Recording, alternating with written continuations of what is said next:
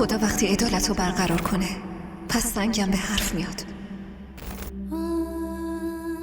خدا وقتی رو گناه کسی پرده بندازه پس هیچ قدرتی توی دنیا نمیتونه اون پرده رو برداره. زنم رامی کجاست؟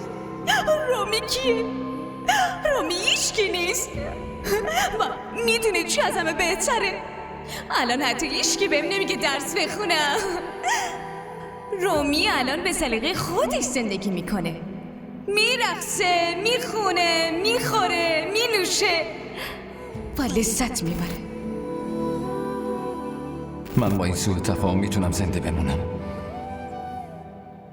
این که شما گوش و حواستون سر جاش نیست. هر چیزی که فکر کنید میتونید براش داستان سر هم کنید.